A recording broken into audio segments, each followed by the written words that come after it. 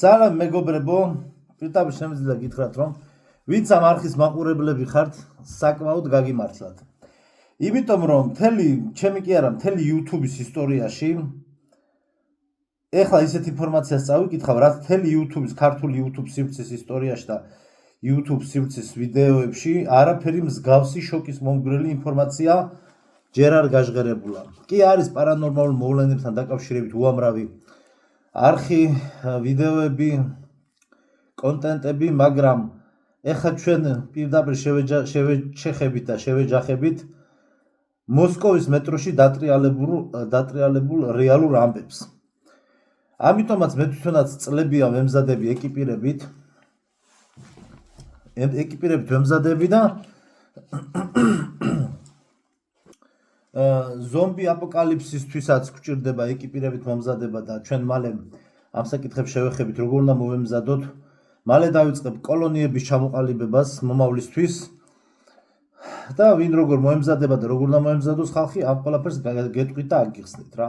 ყველაფერს გაჩვენებთ ეკიპირებაში რა უნდა გქონდეს, სტალკერების ხაზი კიდე ცალკე იქნება და ასე შემდგომ. დღეს ახლა ჩვენ ვისაუბრებთ, ამას მე სხვა ვიდეოებში განვიხილავთ.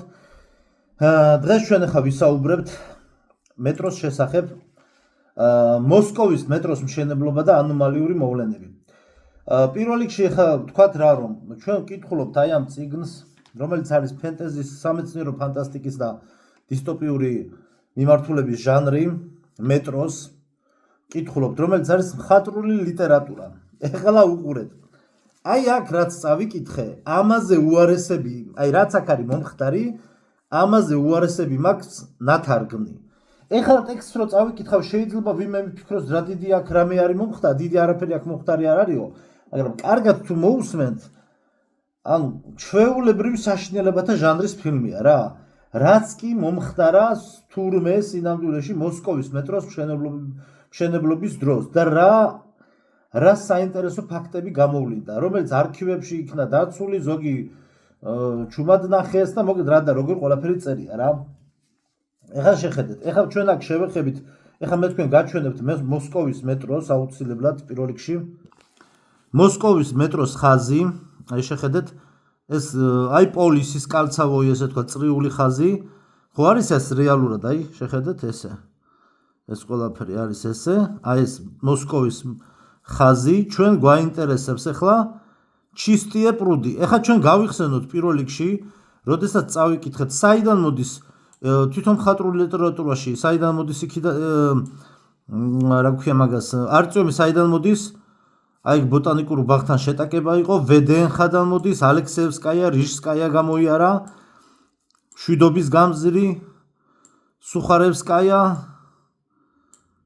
სრეტეს ბულვარი, ტურგენევსკაია, აი ეს ადგილები კუზნეცკი, მოსწი, კიტაი, გოროდი, აი ეს ადგილები გამოიარა და ჩვენ ახლა როდესაც ვკითხულობთ, სადღაც მე მგონი რევოლუციის მოედანზე, აი აქ არის სადღაც, აი აქედან რევოლუციის მოედანზე ამოვიდა, თუ სწორად მახსოვს, ამოვიდნენ, დაეტაკნენ იქ ბიბლიოთეკარ მუტანტებს და რა ქვია იმას იმ სტალკერმა სახელი დამოვიწყდა, გააგზავნა ფეხით და ჩვენ შემდგომ ვიდეოში ხა ამის მერე დავდებ, ნახავთ როგორ მიდის არბატსკაიასკენ გააგზავნა სახელი დამოვიწყდა იმ სტალკერმა რა, იმ ოფიცერმა. და აი აქ მიდის აქ გაემგზავრება ახლა არტიომი. ეს მხატვრულ ლიტერატურაში, მაგრამ ეს ხო რეალურ მეტროზეა დაფუძნებული. ეხლა ჩვენ მოვყვებით რეალურად რა მოხდა.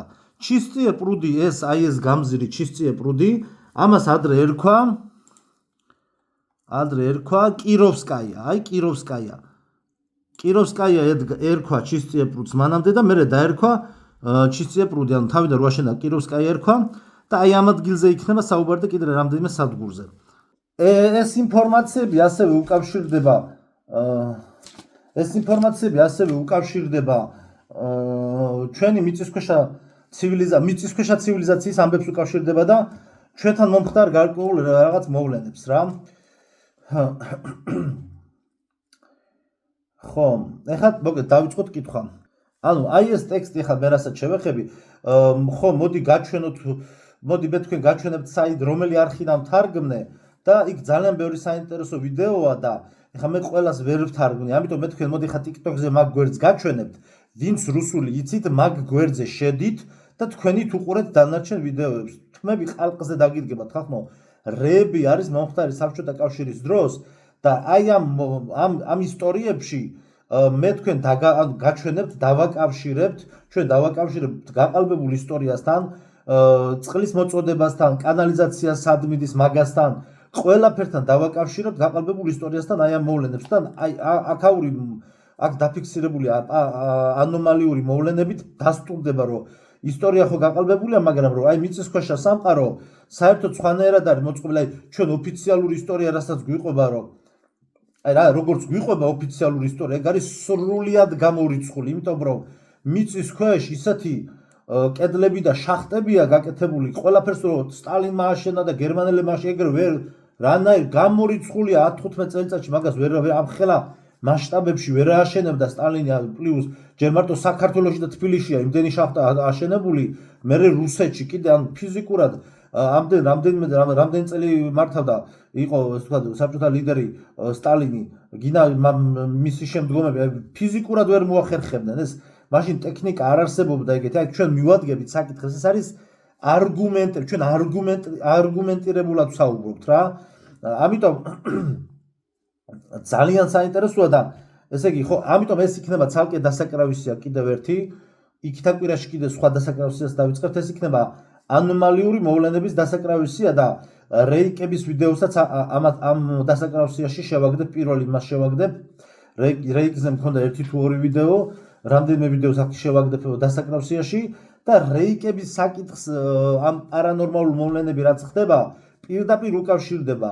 იმიტომ რომ ეხლა ჩვენ ამას რო წავიკითხავთ, ნახავთ რომ ნახეთ, მე დავსვი ასეთი შეკითხვა, რომ რეიკების თემასთან დაკავშირებით. ეს ყოველწლიურად მატულობს და აი პარანორმალის ჯგუფმაც იუთუბერები რო არიან, გამოავლინეს ძალიან ბევრი და აი ამ წელსაც შემოდგომაზე გლდანში და სამგორში და რამდენიმე დასახლებაში იყო ძალიან ძლიერი საერთო ჯამში რეიკებს უძახი ამ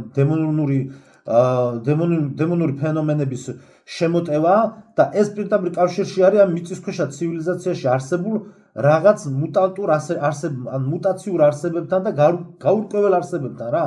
გაურკვეველი ტიპის სიცოცხლის ფორმებთან და მე დავსვის შეკითხვა ზოგადად ეს შეკითხვა უნდა დაისვას, რომ ის ამბები რაც ამ რეიკების ამ საკითხზე ხდება, აი ამ რეიკების და რაღაცა არსებები რო დარბიან, რა ტიპის სიცოცხლის ფორმაა.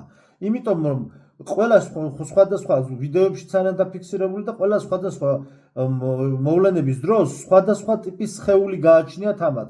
ზოგან აჩრდილის სახით გადაადგილდება, ზოგან ფიზიკურ კონტაქტში შემოდის, ესე იგი ფიზიკურ კონტაქტში შემოდის ფიზიკურ ნივთებთან და პლუს ზოგს ფიზიკურ ძალადობაზე გადადის პირდაპირ და შესაძლებელია რაღაცა ანუ მიწისქვეშა სამყაროდან გარკვეულ ფანტომებს, აი როგორ ვთქვათ, აი გარკვეულ რაღაც ეთერულ სხეულებს უშვებენ ავატარებად ქვევით, ანუ ქვევიდან აკონტროლებენ და ზევით რაღაცა ტიპის ეთერული სხეულის ავატარებს აგზავნიან, იმიტომ რომ და ისე ხდება ეს ყველაფერი, იმიტომ რომ მარტო ესე ადგენდა ყველაფერი დემონებს დააბრალო, კი დემონები იღებენ, მაგრამ მარტო დემონები აქ აშკარად არ არიან საქმეში გარეულები.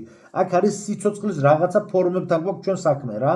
იმიტომ რომ ეს ყველაფერი გამძაფრდება აპოკალიფსურ ფაზაში, რაც უფრო შევალთ და ჩვენ უნდა ვიცოდეთ სიცოცხლის რა ტიპის ფორმებთან გვაქვს საქმე. ანუ მარტო ბრონეჟილეტის ესე ვთქვათ, ბრონეჟილეტით აღჭურვა არ არის საკმარისი. ამ ეკიპირებასთან ერთად საჭიროა ინფორმაციულად მომზადება.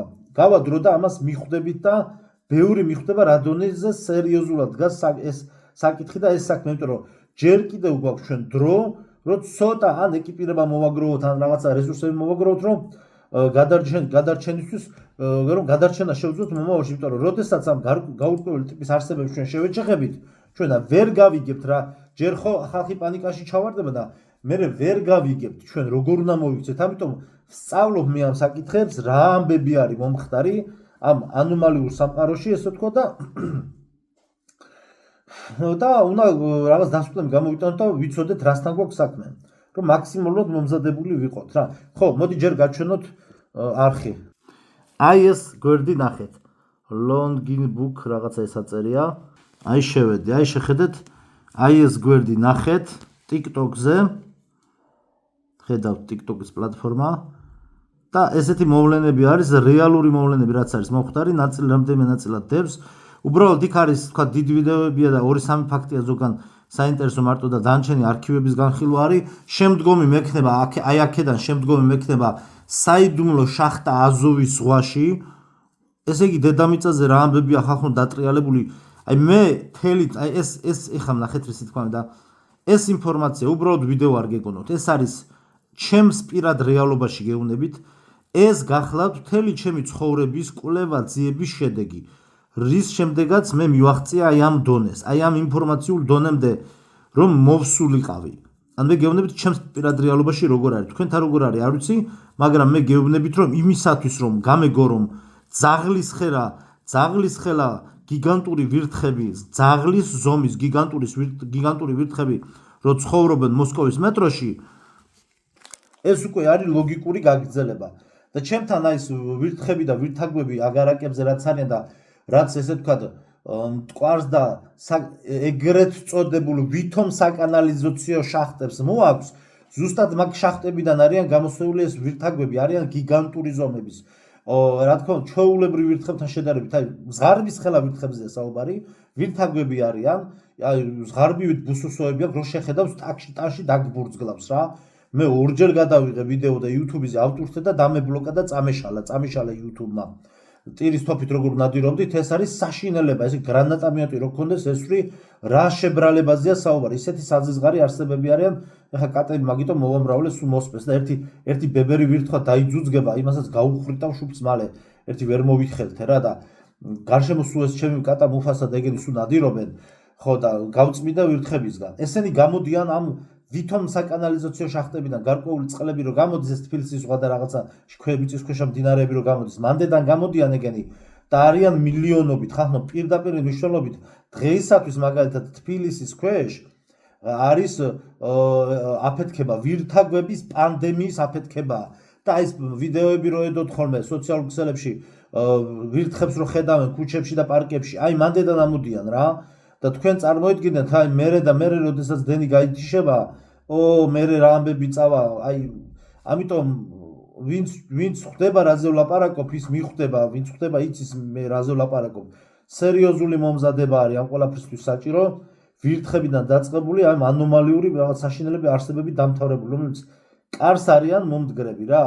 მოკლედ ეს გავთიშო, წავიკითხავ ხა ამ ინფორმაციას, დავიწყოთ. მოკლედ რა მოხდა მოსკოვის მეტროს მშენებლობის დროს. დავიწყოთ. როდისმე გიგრძნიათ მეტროს სუნი? კრეაზოტისა და ნახერხის სუნი კი არა, რომელსაც ჩვენ უკვე მიჩვეულები ვართ, არამედ საერთოდ სხვა.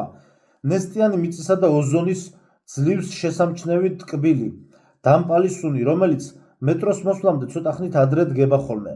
თქვენ დგახართ პლატფორმაზე, სიბნელეს უყურებთ და სახეში ქარი გიბერავთ. დაფიქრებულ ხართ კი თუ საიდან მოდის ეს ქარი. ვენტილაციის ოფიციალური სქემები ერთს ამბობენ, მაგრამ ნებისმიერი გამოცდილი მთის მთლელი გეტყვით, რომ ასეთი გაწოვა არ შეიძლება რომ ჰქონდეს გერმეტულად დახურულ სისტემას. ეს ორპირი ქარი წარმოიქმნება მიწის იმ სიღრმეებიდან, რომელიც არც ერთ რუქაზე არ არის.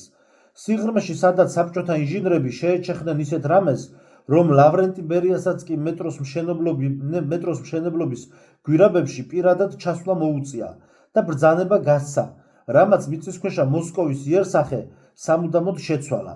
ჩვენ მივეჩვიეთ ფიქრს ისე რომ თითქოს და მეტრო ხალხისთვის აშენდა. მარმარილოს სასახლეები, სკულპტურები, მოზაიკები იქნებ და ეს ყველაფერი უბრალოდ ფასადია. ბრწყინვალე შირმა ყურადღების მისაპყრობად, გამოწვეული იმისათვის, რათა დაეფარათ თუ სინამდვილეში რა ამოთხარეს საბჭოთა კავშირის 30-იან წლებში მოსკოვის მეტროს გვირაბებში. შეგახსენებთ, რომ ეხლა ჩვენ საუბრობთ რეალურ ფაქტებზე, არა მოსკოვის, არა მეტროს წიგნზე, რომელიც გამოგონილია, მაგრამ აი ასეთ რეალურ ფაქტებზე ეტყობა დაყრდნობილი, იმ გლუხოვსკიმ იცოდა ეს ყველაფერი გაცნობილი იყო ეტყობა მსგავს მასალებს, არამედ ჩვენ ახლა ვსაუბრობთ რეალურ საბჭოთა ისტორიაზე. 1933 წელი, მოსკოვი. კრემლის კაბინეტებში ნერვოზული ატმოსფეროა გამეფებული. ოფიციალურად ქვეყანა უპირველეს ყოვლისა პირველი მეტროპოლიტენის მშენებლობისთვის ემზადება. გაზეთები სოციალიზმის გამარჯვებაზე წერენ, მაგრამ NKVD-ს, ანუ შინაგან საქმეთა სახალხო კომისარიატი, NKVD-ს არქივებში გრიფით საიდუმლოების პაპკაში განსაკუთრებით მნიშვნელოვანი ინჟინერ გეოდეზისტის ვიანიმა კრაკოვსკის ერთჯერადი ჩანაწერი ინახება. ინჟინერ გეოდეზისტის ამ დოკუმენტს არასოდეს არ უნდა ენახა მზის სინათლე. ამ დოკუმენტში ერთი სიტყვაც კი არ არის ნახსენები ტრანსპორტზე. მხოლოდ მშრალი ციფრები და პანიკური დასკვნები. კრაკოვსკი წერს. მომავალი სადგურის კიროვსკაიას, რუაშენ და კიროვსკაია იყო, მერე დაერქვა ჩისტიე პრუდი, როგორც მერე გითხარით. მერე შემდეგ დაერქვა ჩისტიე პრუდი. მომავალი სადგურის კიროვსკაიას რაიონში 80 მეტრის სიღრმეზე უცნობი წარმოშობის სიცარიელეს წავაწყდით. მიწის ფენები იშლება და ჭაბურღილი და ანომალიური ქიმიური შემადგენლობის თბილი ჰაერი ამოდის. ეს კარსტული მღვიმეები არაა.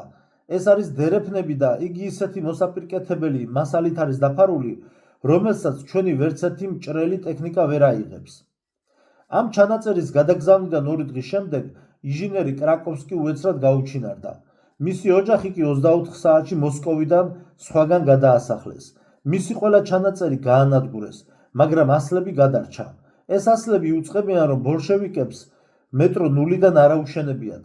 ისინი ცდილობდნენ იმასთან დაკავშირებას, რაც უკვე მიწისქვეშ არსებობდა.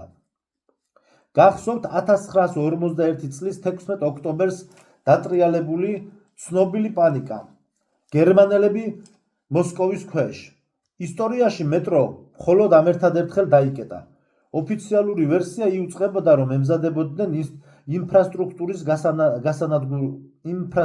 გასანადგურებლად, მაგრამ თვითმხილველებისა და იმ ღამეს სადგურში სამორიგეო დარჩენილი მომუშავე პერსონალის ჩვენებით, სიტუაციის აღწერა გიჟური სიურეალიზმის სურათს გვიხატავს. ელექტრიკ სერგეი მიხეილოვის 1942 წლის დაკითხვის პროტოკოლიდან ამოღებული ჩვენება, რომელიც განადგურებას სასწაულებრივად გადაურჩა, უცნაურ და საშიშ რამეს გვამცნობს.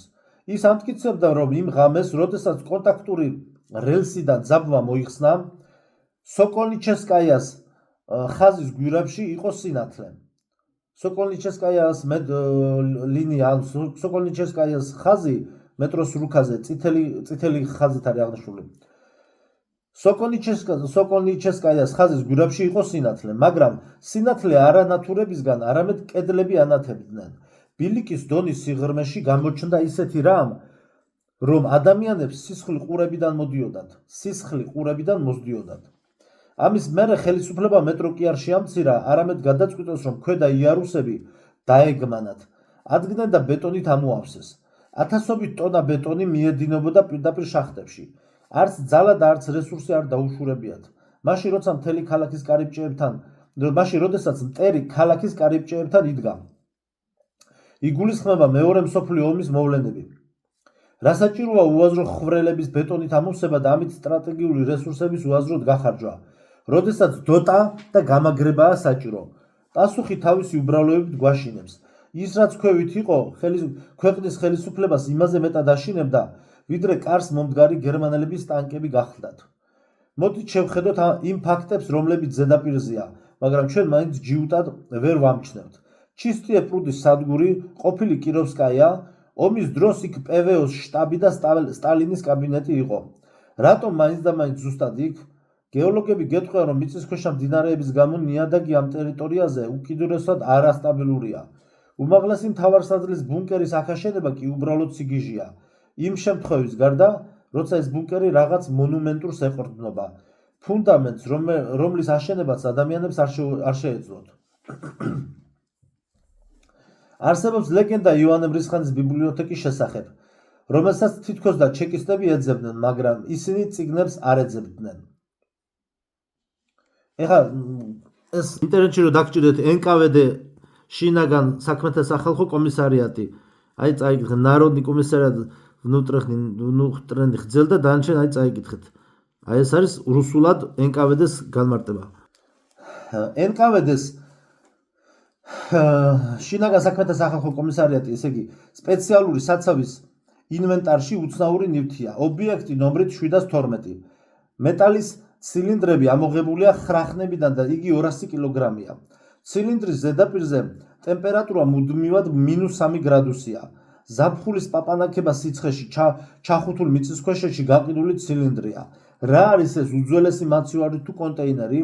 მაგრამ ყველაზე საინტერესო მერე მოხდა, როდესაც მეტროს მშენებლობა მიწის უფრო სიღრმეებში გაგრძელდა. პროექტი, რომელსაც საზოგადოებაში მეტრო 2-ს უწოდებენ, ხოლო დოკუმენტებში გაფორმდა როგორც სისტემა D6, ეს არა მხოლოდ უბრალოდ სატრანსპორტო გვირაბებია ხელისუფლებისთვის გასასვლელი ევაკუაციის შემთხვევაში, არამედ ეს მთელი მიწისქვეშა ქალაქია და აშენდა არა იმ დანიშნულებით, რომ იქ ვინმე დამალულიყო, პირიქით მიწისქვეშეთის შესასწავლად. 1959 წელს, როდესაც ქვეყანა ჯერ კიდევ ნანგრევებში იმყოფებოდა, რამენკის სპეციალურ დაწესებულებაში კოლოსალური რესურსები გამოიყო.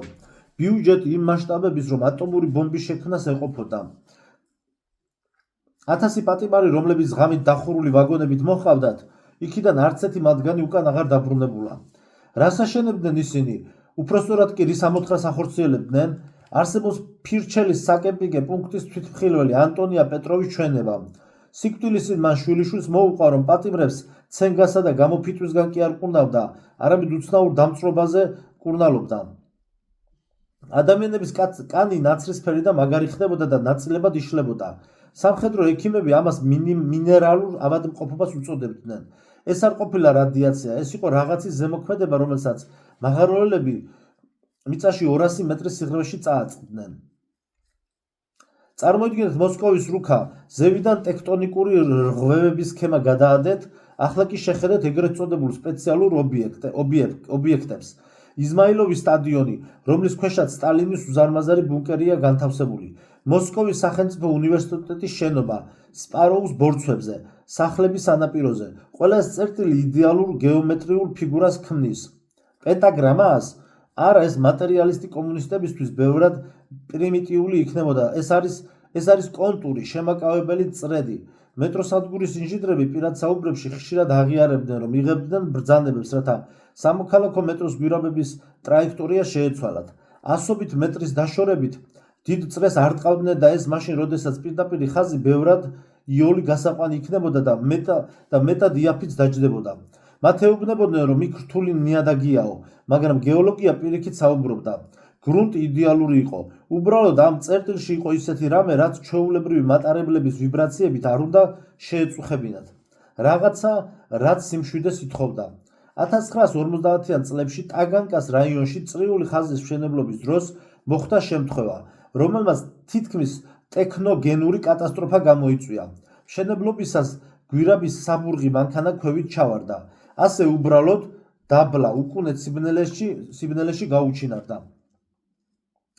12 ადამიანისგან შემდგარმა ბრიგადამ კავშირზე გამოსვლა შეწყვიტა.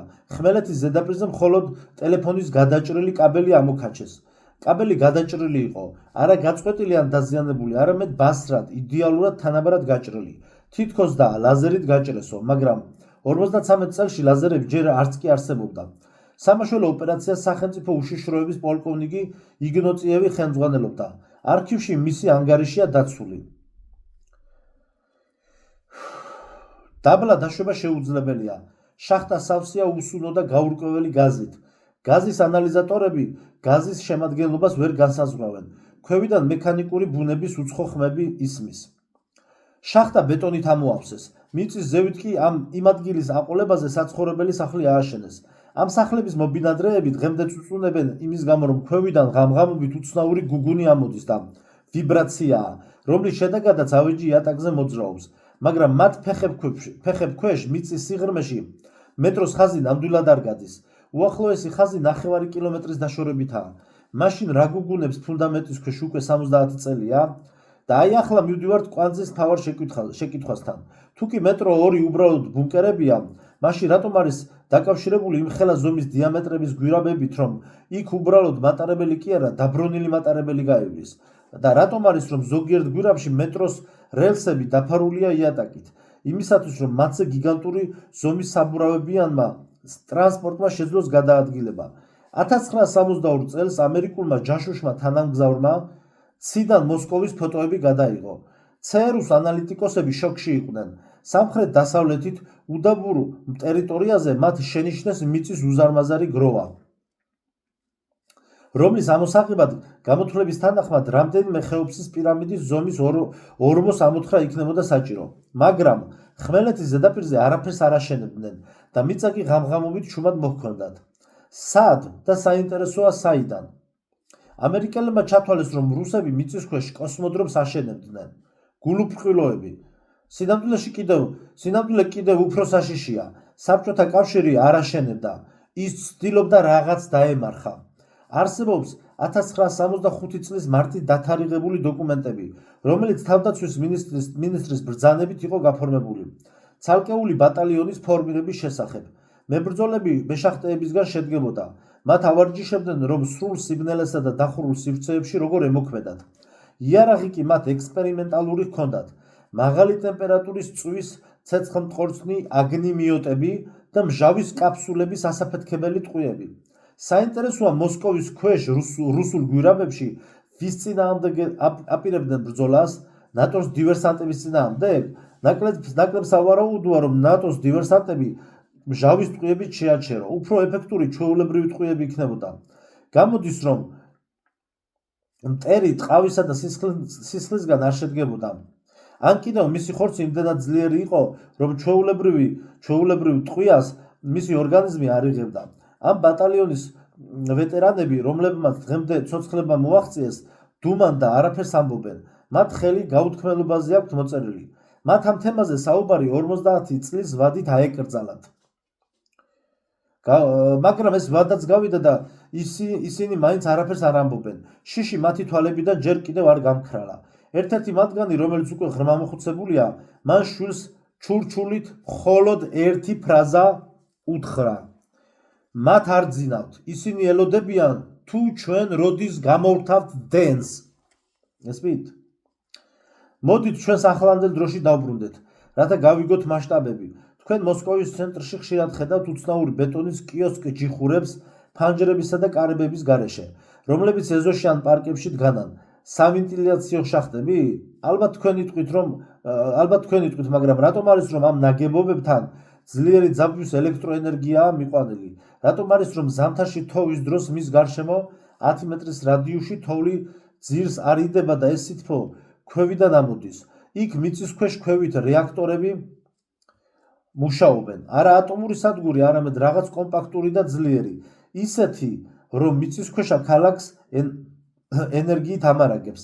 ქალაქი სადაც მზე არ არის, მაგრამ სიცოცხლე კი ჩქეებს. 90-იან წლებში, როდესაც საიდუმლოებები ჩამოინგრა და დიგერები ყველა გამოქვაბულში შეძვრდნენ, კვლევარების ჯგუფი სპორწინაიას რაიონში გერმეტულ კარებს გადააწდა, რომელიც ოდნავ შეღებული დახვდათ. მის შიგნით წითელი ლამპებით განათებული დერეფანი გადიოდა. მკვლევარებმა 300 მეტრი გაიარეს და დაინახეს ისეთი რამ, რის გამოც უკან მოუხედავად გამოიქცნენ და აღჭურვილობა იქვე დატოვეს. მათ პლატფორმა დაინახეს, უზარმაზარი დაუსრულებელი, კონტეინერებით სავსე პლატფორმა და კონტეინერებზე მარკირება იყო გაკეთებული: ბიოლოგიური საფრთხე, ობიექტი 221 და წელი 1978 წელი. კონტეინერები გუგუნებდნენ, მის შიგნით რაღაც ცოცხალი კონტეინერის კედლებს აწყდებოდა და ეხეთქებოდა. რა არის ობიექტი 221? ღია წყაროებში ინფორმაცია რა თქმა უნდა არ არის, მაგრამ უკრაინის კგბ-ს არქივებში არის მოგონებების ჩანაწერები. ტვირთის ტრანზიტით გადატანა მოსკოვიდან ჩერნობილის ზონამდე. დოკუმენტებში ნათქვამია -300 ჰორიზონტიდან ამოღებული ბიომასალა. ობიექტი მუდმივ გაგრილებასა და დაცვას მოითხოვს. ჰორიზონტი -300, ანუ 300 მეტრი მიწის ქვეშ. მოსკოვში ოფიციალურად ასეთი სიღრმე არ არსებობს. ყველაზე ღრმა სადგური გახლავთ გამარჯვების პარკის სადგური 84 მეტრის სიღრმეზე. რა შეიძლება 300 მეტრის სიღრმეზე დანალექ ქანებში მოიძებნოს? ნამარხები? არა, იქ ეკოსისტემა იპოვეს. დახურული, უძველესი, უცხო ცივილიზაციის ეკოსისტემა. საბჭოთა მეცნიერება საბედისწერო შეცდომა დაუშვეს, მათ მისი განადგურება კი არ განახორციელეს, არამედ შესწავლა, მოთვინიერება და გამოყენება დაიწყეს.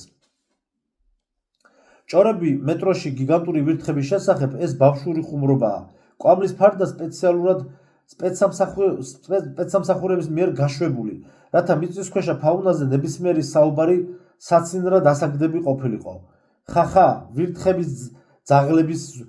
ძაღლების ზომების, რა სისულელი არაო, იცინოდნენ მაცხოვრებლები და სანამ ხალხი იცინოდა, ისინი სწორ შეკითხვებს არ სვამდნენ.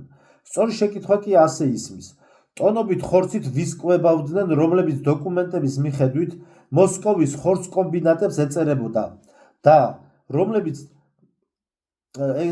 და შავნომრიანი მანქანებით სრულიად უცნობი მიმართულებით მიდიოდა. ინვოისებში მითითებული იყო მეტროპოლიტენის მცველი ძაღლების საკვები კორმა, მაგრამ იმისათვის, რომ ამხელა რაოდენობის ხორცი ეჭამათ, საჭირო იქნებოდა, რომ მეტროში 100,000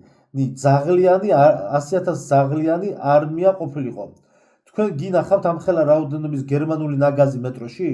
რა თქმა უნდა არა, ეს ხორცი შახტებში ეშვებოდა.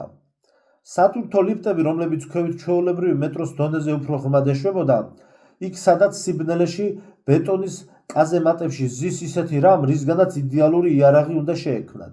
არის ვერსია, რომ მიწიდან ამოსული ცნობილი გუგუნი, რომელსაც მეცნიერები აფიქსირებდნენ, ეს არა გეოლოგიური პროცესი, არამედ ეს არის მექანიზმების მუშაობა. გიგანტური ნასოსები, რომლებიც წყალს აკაჩავებენ.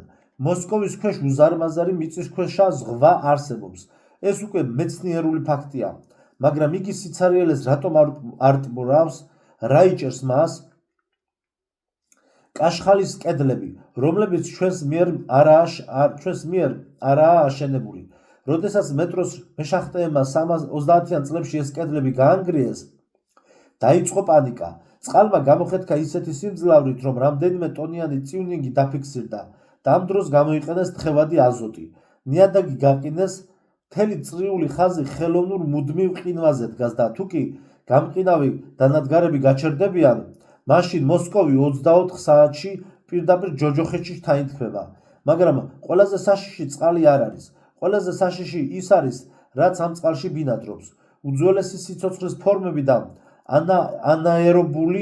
ანაერობულია ბაქტერიები, რომლებსაც რამდენიმე საათში ნებისმიერი ორგანული ნივთიერების ლორწოდ გარდაქმნა შეუძლიათ.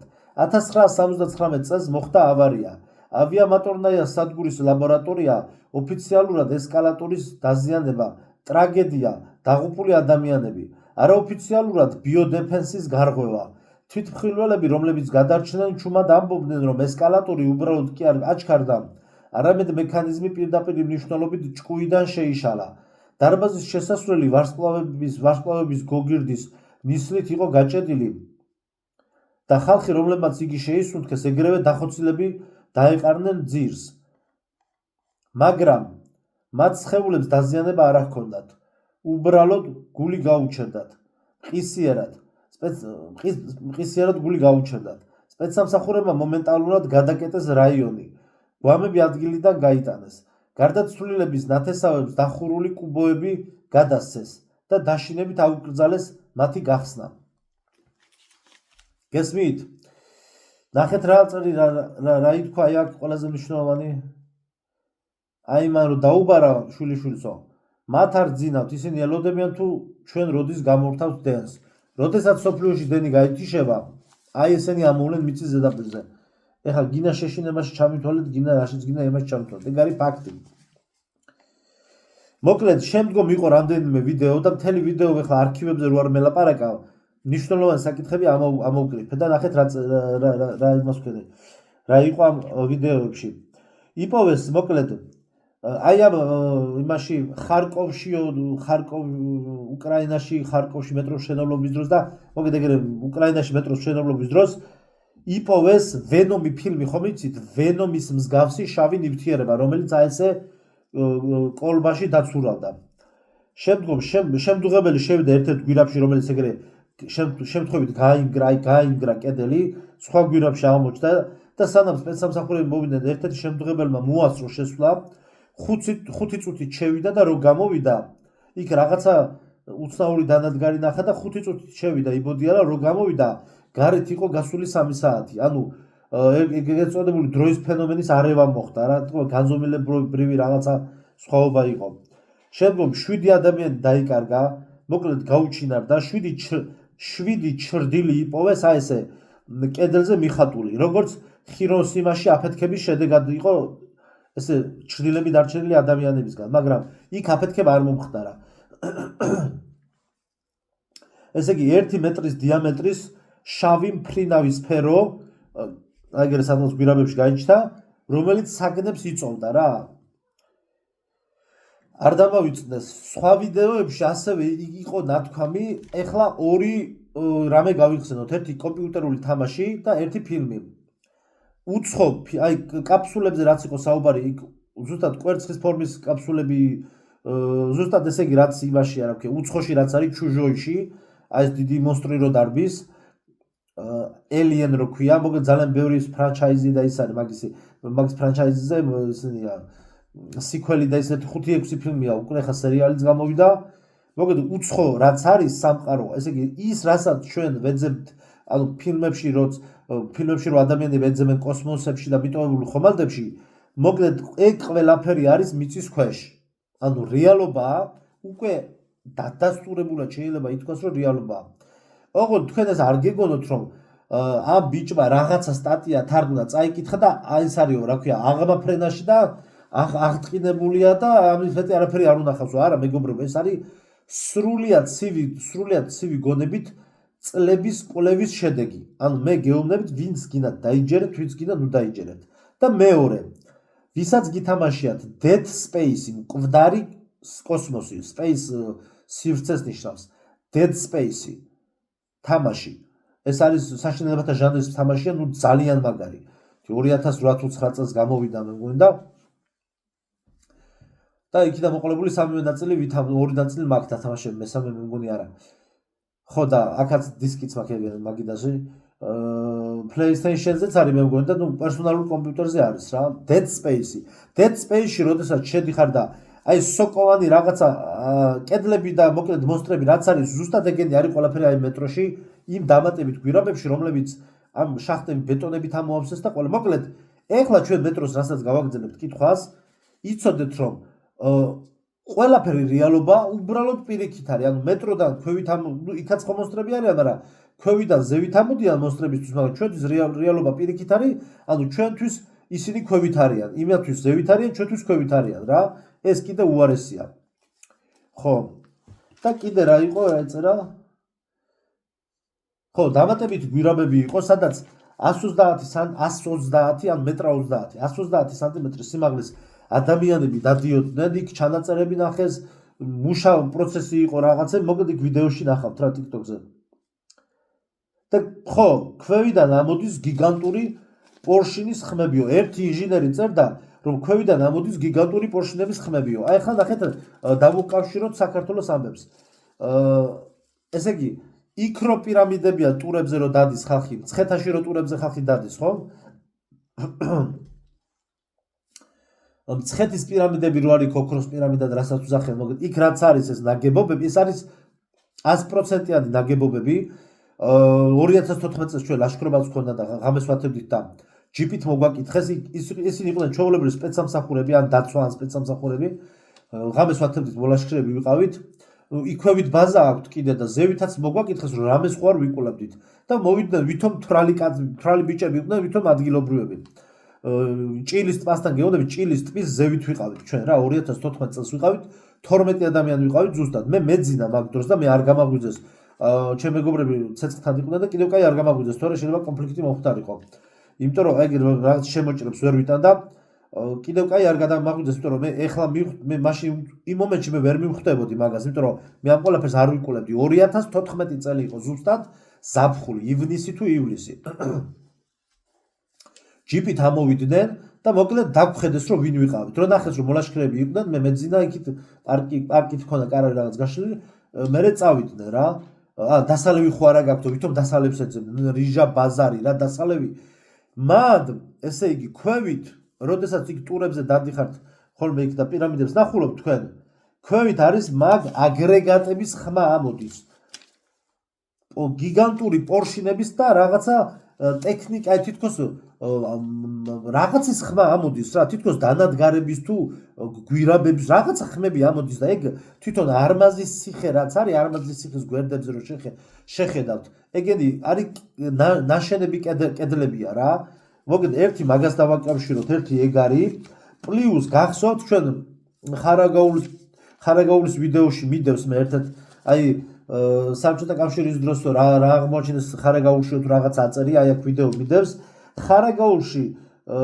ხარაგაულის ქვეშა სივრცე, ხო, ხარაგაულში როდესაც ერთ-ერთი ბურღი რო ჩავარდაო, ხო იცით ეგ საბჭოთა კავშირის დროინდელი სტატია რო არის, იკვლევდნენ ნუნისში რო მე მგონი ნუნისში თუ მათ მიმდებარე ტერიტორიაზე გათხარეს და ბურღი ჩავარდა ქვევით სიცარიელეში და მე ის დაგმანეს. აი ზუსტად ანალოგიური სიცარიელე როგორც მოსკოვში არის ქვეშ, ან მოსკოვი დგას რაღაცა კაშხალზე რა. იმის ქვეშ არის რაღაც სიცარიელე, დიდი პლუს სისტემა, გვირაბები, ამიტომ ის რომ ოფიციალურ ისტორიას რო გავყვეთ, ეგ არის სრულიად გამორიცხული. აბა მაშინ ვინ ააშენა ეს ყველაფერი? ოფიციალურ ისტორიაში ტექნიკის განვითარება როგორი ხაზით მიდის, ხო ვიცით ჩვენ? ყველაფერი აი მე-20 საუკუნეში გამოიგონეს და რაღაცა და აბა ის ყველაფერი როგორ ააშენეს? სტალინმა ჩაას ხა მიწისქვეშა ზღვა და ამხელა სივრცეები სტალინმა შექმნა, გამორიცხულია. მაშინ ხახო კორპუსები ძლივს ააშენეს და ქარხნები გადმოქონდათ და ომი მოაწყეს, ისიც ნაწილობრივ იყო. პირველი მსოფლიო ომი ვაფშე არ ყოფილა, მეორე მსოფლიო ომი ნაწილობრივ იყო. ვაფშე ხახი საწაიყვანეს კაცმა არ იცის. ამ ომში სად მიდიოდა შეტაკებები და მოგეთ ხარაგაულის ქვეშაც ანალოგიური სივრცეა რა. და ეს ტურბინა ხო, თების იმის რა ქვია, მცხეთის თებიდან ეს ტურბინების ხმა ამოდის, კიდევ იქნება სხვადღაც კიდე, თუ გინდათ დააკომენტარეთ, ვინც იცით სადმე თუ არის და ესე იგი კიდე რა მიწერია, კანალიზაცია, ხო, წყლის ამოკაჩავება რაც არის ნათქვამი, ამაზე ჩვენ ვისაუბრებთ, რომ გაყალბებულ ისტორიაში ჩვენ ვისაუბრებთ, რომ სინამდვილეში სასმელი წყალი ჩვენ მოგვეწოდება მიწისქვეშა ცივილიზაციიდან, უცხო ცივილიზაცია გვაწვდის ჩვენ სასმელ წყალს, აი მაგალითად თბილისის მსოფლიოში ასეა. მაგალითად თბილისის შემთხვევაში თუ ვიტყვით, ნახეთ როგორ არის თბილისის შემთხვევაში. ოფიციალურად როგორ არის ცნობილი, რომ თბილისის წყალი მოეწოდება ჟინვალიდან, ჟინვალის წყალსაცავიდან იქ იფილტრება და რაღაცები და თბილისის ზღვიდან. ხო არის ესე? კი ბატონო, ოფიციალურად ხო არის ესე? არის კი ბატონო. იქ მდინარე იური უერთდება და რაღაცები მოგეთ თბილისის ზღვას და მთელი ამბები. სინამდვილეში მე მოკლედ ეს წყალი მე ვიყენებთ და მიდის მტკვარში კანალიზაციის სახით, ხო? კი ბატონო. ოფიციალურად ხო ესეა, კი ბატონო. ეხლა ნახეთ როგორ არის სინამდვილეში. ჩვენ ამის ძალიან დიდ კვლევა-ძიებას გავაგრძელებთ გაყალბებულ ისტორიაში. მასალებს ვამზადებ. სინამდვილეში არის როგორ? მიწისქვეშეთიდან ამოდის ცხელი წყლის მილებით წყალი, ცივი წყლის მილებით ეს მტკნარით როგორ იტყვიან, დასალევი წყალი, ანუ სისტემებს მაგას გაჩვენებთ და განვიხილავთ, ანუ სუფთა დასალევი წყალი ამოდის მიწისქვეშეთიდან, არანაირი ჟინვალიდან და არანაირი თბილისის ზღვიდან ეგ წყალი არ მოდის და არ იფილტრება. ზოგიერთი ჩვენ ხა ესენი მაინც გვაქვს და ზოგიერთი ქვეყნის შემთხვევაში ოფიციალურად ნათქვამია, რომ კანალიზაციის წყალი სადღაც დინარის წყალი და დინარის თან დაბინძურებული დინდოიჩი და იმებში დაბინძურებული მდინარეებისა და კანალიზაციების წყლები იფილტრება ვითომ და ვითომ იმას სვავენ და მე ესე ანუ დინარიდან მოდის წყალი, სვავენ, გაფილტრულს, მე მოიხმარს მოსახლეობა, მილიონობით მოსახლეობა და მე ისევ დინარეს უერთდება. არგუმენტირებულად ჩვენ ამას დავადასტურებთ, რომ ეს ესე არა, არგუმენტირებულად რა. ვის არ ჯერა ეს მისი საქმეა. მოკლედ, მიწისქვეშეთიდან თენს მსოფლიოში ამოდის წყალი მილებით, მიწისქვეშეთიდან ამოდის ცხელი წყალი, საბჭოთა კავშირის დროს რო გამათბობლები ეყედა ხალხს, ეგენი აქაური აგრეგატებიდან არ არის, მიწისქვეშეთიდან ამოდის. მე კანალიზაციის წყალი არ თქვა თბილისის შემთხვევაში მე მტკვარს არ უერთდება. 100%-იანს გეუბნებით, რომ კანალიზაცია მტკვარს არ უერთდება. დეტალებს გაგაცნობთ ნელ-ნელა. სხვა მსოფლიოს სხვა ქალაქების შემთხვევაშიც ეგრეა. ეხლა მაგალითად მე პირადად კიდევ ერთხელ ვიტყვი, რომ მე ჩემი თვალით მაქვს ნანახი ბოდიშით ეხლა ამაზე, მაგრამ ქობულეთში ცურაობის დროს ფეკალიები როგორ ტივტივებდა და ბათუმშიც უნახავს ხალხს ეს, მაგრამ ეს იქნება რამდენიმე უკანონო დაერთება, რომელმაც წარმოიდგინეთ რამდენიმე უკანონო დაერთება სადღაც შეიძლება ვიღაცამ სახლიდან მიაერთა ჩუმად და წარმოიდგინეთ დამსვენებლებს იქ ამოუტიტვდათ ფეკალიები ზღვაში. ეხლა თქვენ წარმოიდგინეთ მთელი ქალაქი რომ მიაერთო, იქ რა მოხდება? მეორე საქართველოში რა ფილტრი, რის ფილტრი, მაგ აი ფანტასტიკა ახლა ეგრე არ ხდება. მოკლედ ეს კანალიზაციები მთელ მსოფლიოში მცირედი გამონაკლისების გარდა სადაც ვიღაც ერთმა ოჯახმა სადღაც ერთი მიაერთა მდინარეს, მაგას არ გულისხმობ. მთელ მსოფლიოში კანალიზაციები ჩაედინება მიწის ქვეშ დიდ მთავარ მილებში. მიწის ქვეშ ჩაედინება. ხოლო რაც შეეხება მტკვარს, რო უერთდება სანაპიროებზე წყლები, ეგენი არის მიწის ქვეშ გამავალი მდინარეები, რომლებიც კოჯრიდან და იქიდან ერთი და მარცხენა და მარჯვენა სანაპიროებიდან უერთდება და ყველა ქალაქის შემთხვევაში სხვადასხვანაირად რა, წყაროები ამოდის, ეგეც ყველაფერი ხელოვნური სისტემა არის წყაროები, მთებში რო წყაროები ამოდის, მდინარეები ყველაფერი არის ხელოვნური სისტემა რა, ანუ რომელიც დაფარულია მერეს მთებით და ჩვენ გგონია ბუნება, ან ბუნებას მსოფლიოში ბუნება არ არსებობს, ყველაფერი არის ხელოვნური. უბრალოდ არსებობს ეს ორგანიზმები, თქვა ხე და ეს ორგანიზმები, თქვა ამაზე ბიოლოგიური ხე არის ბიოლოგიური, როგორ ქვია მაგას, თვითმართვადი მექანიზმები თუ რაღაც ეგეთი და ბიოლოგიური რობოტებია რა ხეები. უბრალოდ ეს ხეები თქვა ჩვენ არ ვიცით კონკრეტულად ეს ხეები შექმნა ღმერთმა თუ თქვა ის გიგანტური ხეები შექმნა ღმერთმა, როდესაც სამყარო შექმნა და ესენი უკვე ლაბორატორიულად გამოყვანილი ჯიშებია. მოგეთ ეგ არ ვიცით, მაგრამ ამ ყველაფერს მივადგებით საბოლოო ჯამში მთლიანი დედამიწა არის დეკორაცია, შეფუთულია. ასევე გაზი მოგვეწოდება მიწისქვეშეთიდან, დენი მოგვეწოდება მიწისქვეშეთიდან და გაზი, დენი და ბენზინი გამზადებული სახით. ბენზინი მოდის გამზადებული სახით. ნავთობი როგორც ასეთი არ არსებობს, ყველაფერი ეგ არის ფეიკი, ანუ ეს ნავთობსადგურები ვითომ რომ ეხლა რომ ვენესუელაში შეიჭრა ამერიკა და სულ ყველაფერი დადგმული სპექტაკლია, ხო? ვენესუელას არანაირი ნავთობი არ აქვს, არაბეთს არანაირი ნავთობი არ აქვს და ასე შემდგომ. ნავთობი ამოდის სხვადასხვა ლოკაციებზე და მთელი ეს პოლიტიკები წინასწარ არის, რატომ იცოდა ჟირინოვსკიმ 20 წლის შემდგომი გეგმები. იმიტომ კი არა რომ მართლა ესეთი ნაკითხი იყო, არა კრემლის გეგმა იცოდა, მსოფლიოს გეგმა იქონდა გაცნობილი და წინასწარ აცნობდა ხალხს. ეს როდესაც აშენდა მთელი მსოფლიოს ეს ქალაქები, მიწისქვეშა სისტემები, აიგო მიწისქვეშა სისტემები და მერე დაშენდა ზევიდან მე-20 საუკუნეში ეს შენობები. აი უკვე წინასწარ იყო დაჟე ქალაქში ქუჩების სიგანეები, რატო იყო რუსთაველზე ერთი მანქანა რო დადიოდა, რატო გააკეთეს ამ სიგანე გზა?